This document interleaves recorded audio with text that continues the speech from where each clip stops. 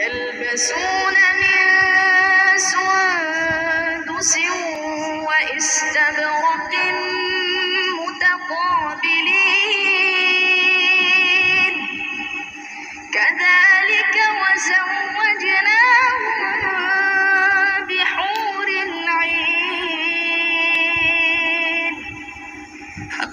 ভোরবেলায় রাস্তায় বেরিয়েছেন, একদম প্রভাতের মৃদুমন্দ বাতাস যেমন কলিজা ঠান্ডা করে দেয়। তিলাওয়াতটা আমার কাছে সেরকম মনে হচ্ছিল যে ইফতারের পূর্বে এই মুহূর্তে তৃষ্ণার্ত মানুষের হৃদয়গুলো, কলিজাগুলো ঠান্ডা হয়ে যাচ্ছে তার তিলাওয়াত শুনে।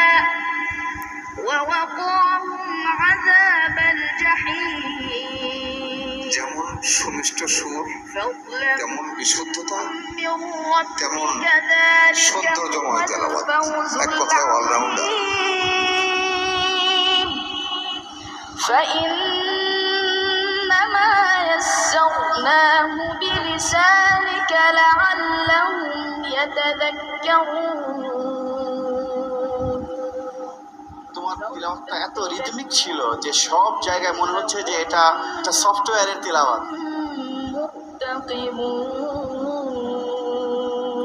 প্রিয় দর্শক, এবার যে বন্ধু আপনাদের সামনে নিয়ে আসবে সে হচ্ছে নারায়ণগঞ্জের বল্লভী আল ইসলাহ একাডেমির ছাত্র হাফেজ আবু রায়হান।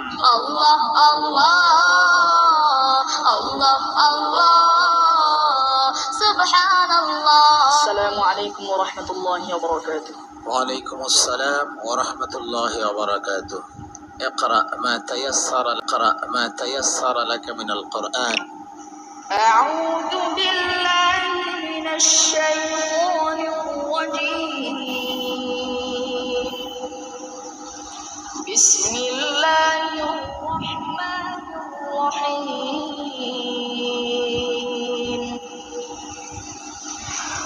وما خلقنا السماوات والأرض وما بينهما لاعبين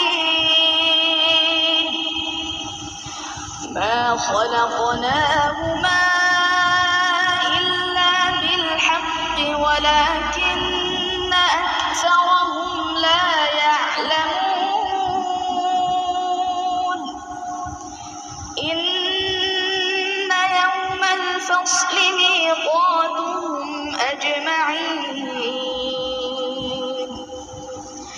يوم لا يغني مولى عن مولى شيئا ولا هم ينصرون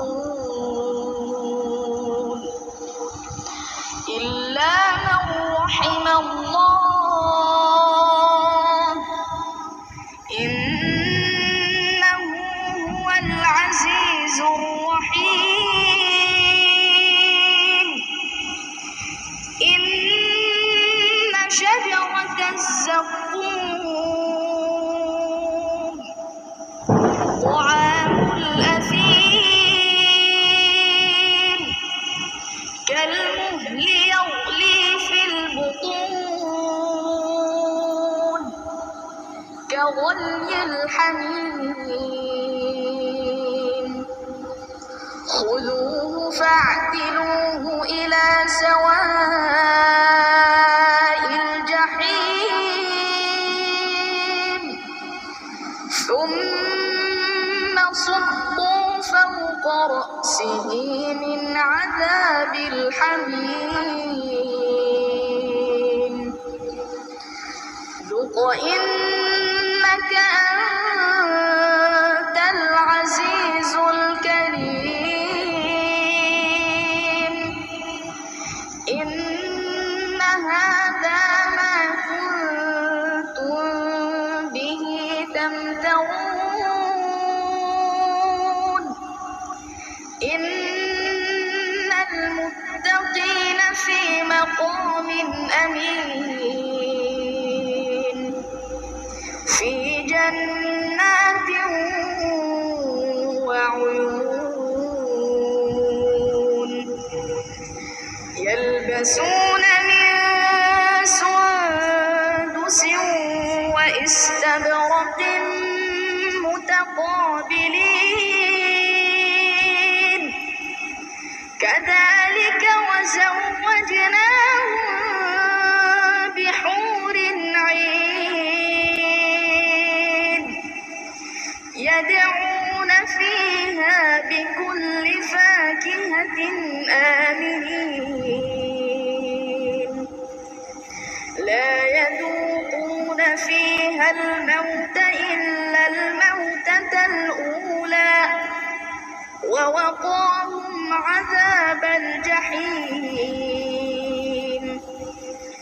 فضلا من ربك ذلك هو الفوز العظيم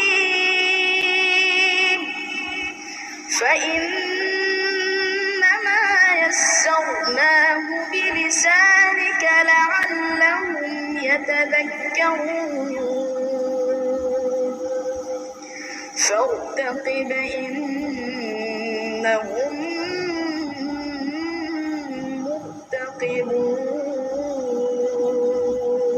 মাশাআল্লাহ, মারহাবা। صدق الله العظيم কোরআনুল কারীমের একটি সূরা আছে হাদিস শরীফে যেটাকে সমস্ত রোগের ঔষধ বলা হয়েছে। سورة الفاتحة যে কোরআনুল কারীমের কোন পারায় আয়াত সংখ্যা কম? 6 নম্বর পারায় আছে আমার জন্য মাশাআল্লাহ, মারহাবা মারহাবা। سبحان الله মাশাআল্লাহ আবু রায়হান, মাশাআল্লাহ, জাযাকাল্লাহ খায়ের। তো ওর ব্যাপারে আপনার মূল্যায়ন? আসলে কিভাবে মূল্যায়ন করব আমি বুঝতে পারছি না। আপনি খুব ভোরবেলায় রাস্তায় বেরিয়েছেন, একদম প্রভাতের মৃদুমন্দ বাতাস যেমন কলিজা ঠান্ডা করে দেয়, ওর তেলাওয়াতটা আমার কাছে সেরকম মনে হচ্ছিল যে ইফতারের পূর্বে এই মুহূর্তে তৃষ্ণার্ত মানুষের হৃদয়গুলো, কলিজাগুলো ঠান্ডা হয়ে যাচ্ছে তার তেলাওয়াত শুনে। কারি মাহমুদুল্লাহ, তোমার তিলাওয়াতটা এত রিদমিক ছিল যে সব জায়গায় মনে হচ্ছে যে এটা মানে একটা সফটওয়্যারের তিলাওয়াত।